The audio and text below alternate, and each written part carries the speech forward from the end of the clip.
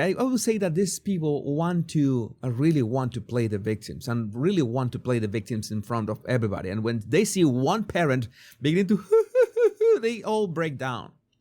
They all break down because they need that. They need to identify through that victimization. All of them crying, and they're using their kids as props for that. Listen, I am so worried about my child that I'm going to cry in front of everybody. Bullshit. You don't need to do that. That is horrible. You are wrecking the emotional scaffold of your child that way, because you are projecting all this insecurity. I'm not saying that you cannot cry in front of your children. You can absolutely cry in front of them, but at home.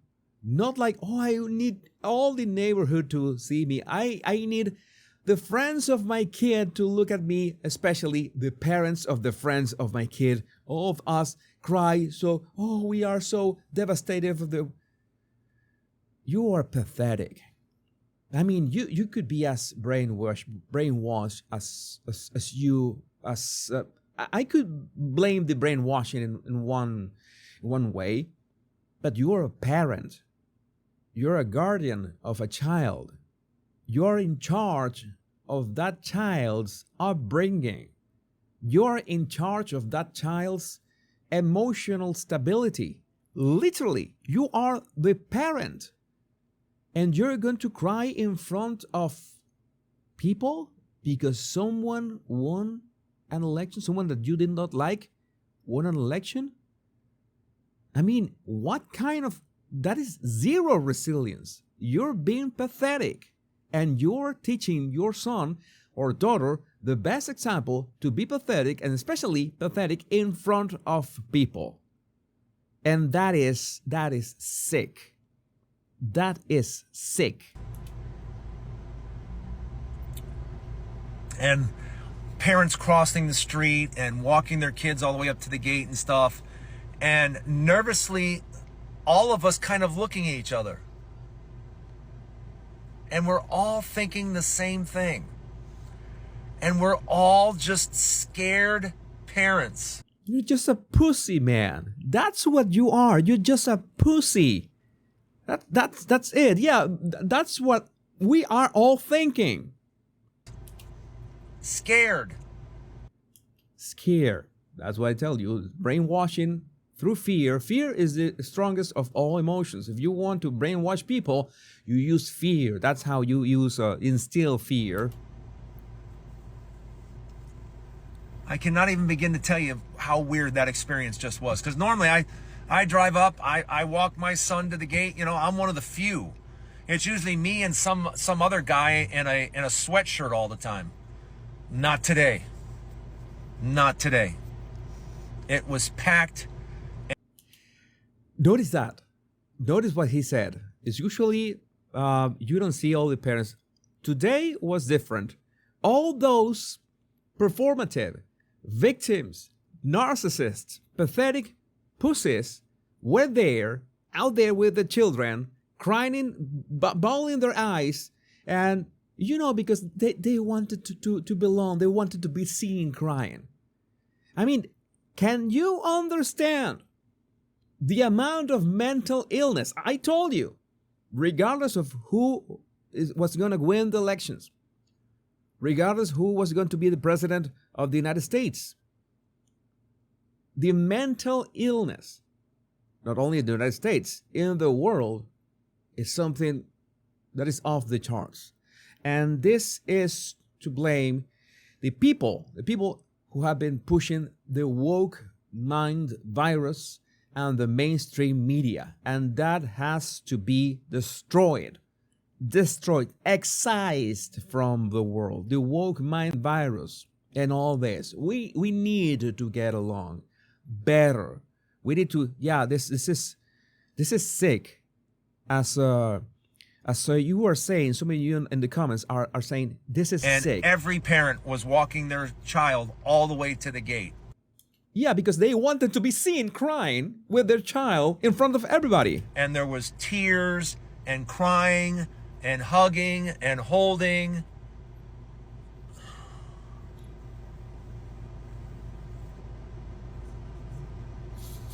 and you filmed yourself, to tell everybody this. You filmed yourself to tell everybody this. I don't know. I don't know how to put this into words.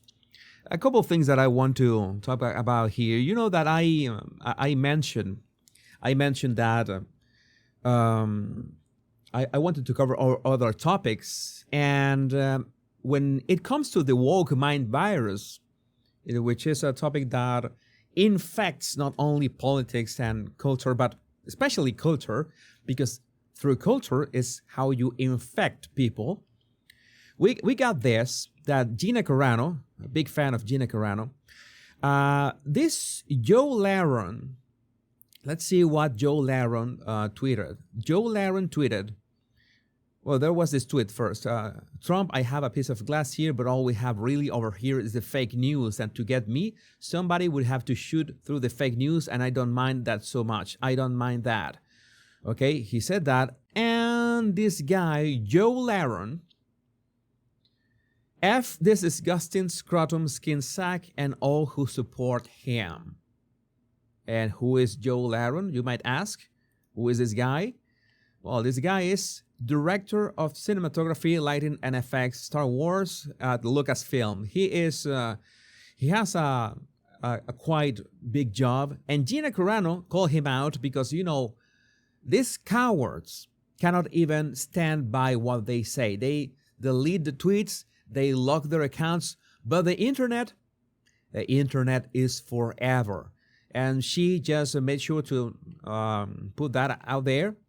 Tweets are now protected, so here are the receipts. Director of Cinematography, Lighting, and Effects is a huge job, Joe. What was it that Lucasfilm and Disney said their values are? Is demonizing over half our country for exercising the right to vote for the best candidate not in the best interest of them. This something that this is why Gina Carano was fired. And you know that she was not hurtful, or again, she didn't say or do anything to be canceled. She just triggered the Decepticons. She just triggered the Decepticons. Here, you work for Lucasfilm and Disney, right? And you're saying F 71 million Americans, correct? Got it. You know what's the sad thing is that I'm pretty sure that nothing is going to happen to Joe Laron. Knowing Kathleen Kennedy, current CEO of Lucasfilm, and knowing Bob Iger, as long as Kathleen Kennedy is the CEO of Star Wars, nothing is going to happen to these people. Nothing is going to happen to these people. They're going to say whatever they want. They're just going to delete the tweet, hide it, nothing happens. But if you have an opinion, just have an opinion like Gina Carano in the opposite way, you're going to get fired. You're not only fired, but canceled from every platform. And they will make sure that you don't get work anywhere else. Thanks to the internet itself, Gina Carano has a huge fan base and very loyal fan base just because she's authentic. She speaks with the truth. Just like Zachary Levi, speaking about people with patience.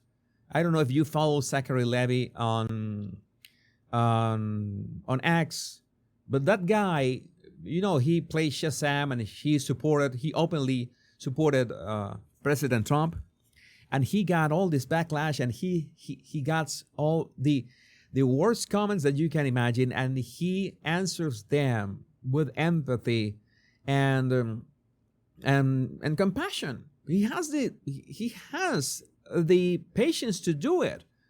He knows, and I know it as well, that most of these people are not aware of the facts, the truth. But sadly, but you know that everything has a silver line, and we have this lady here. We're gonna find out what she stands for in a minute. I want to generate the there's a body language. You know that body language well, right? You have studied with me for so long. Let's see what this lady says.